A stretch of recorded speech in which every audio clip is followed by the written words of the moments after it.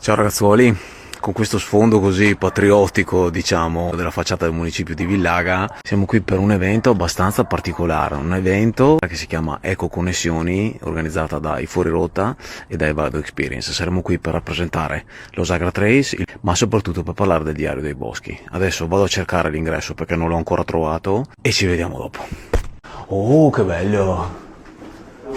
Buonasera a tutti, siamo estremamente contenti della partecipazione di due ragazzi ed oggi abbiamo qui con noi Nico, a cui farei presentare. Ciao a tutti. Sono Nico e sono cofondatore, possiamo definirlo così, di un progetto che si chiama lo Sagra Trace, un progetto che nasce da due appassionati di sport lungo i Colli Lerici. Nasciamo nel buio del 2020, tra passioni e restrizioni. Giravamo nei comuni di Lonigo, Sarego e Grancona. E da quale è nato il progetto, lo Sagra Trace. E questa cosa ci ha portato per un insieme di connessioni a conoscere Armano dei Fuori Rotta e Vado Experience. Parte il Diario dei Boschi. A febbraio abbiamo un'agendina di messaggi di chi si sente ispirato dal momento, chi ci dice che generiamo felicità e chi sposa questa causa.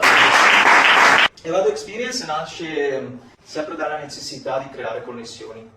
Siamo un gruppo di guide, ma siamo anche degli ottimi amici. Subito l'idea era di valorizzare appunto il nostro territorio, i nostri colli che sono anche la nostra casa, ma anche ad organizzare escursioni nelle Dolomiti. Sabato 9 e domenica 10 agosto faremo 1 o 2 giorni appunto sulle Dolomiti bellunesi. Poi abbiamo in programma anche un qualcosa di un po' più wild con le tende. Pensato appunto per chi vuole vivere la natura in maniera un po' più autentica. La nostra intenzione è quello di portarvi nei sentieri meno battuti, insomma. Sono tutte di sabato ovviamente, perché partiamo sempre il sabato sera in modo che, specialmente d'estate, si rientra sempre a mezzanotte e mezza. ODV Organizzazione di Volontariato.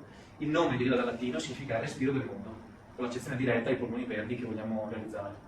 È sorta a Padova, noi siamo circa una ventina, è nata 10 anni fa. L'obiettivo è quello di tutela ambientale, ma nello specifico noi proviamo questo progetto che si chiama Il Bosco Vivo, che cerca di ripristinare i boschi di pianura nel territorio veneto. I temi che trattiamo ovviamente sono la realizzazione di pianti forestali, la sensibilizzazione rispetto all'ambiente, noi andiamo anche nelle scuole e poi cerchiamo di migliorare l'ecosistema, perché non basta piantare.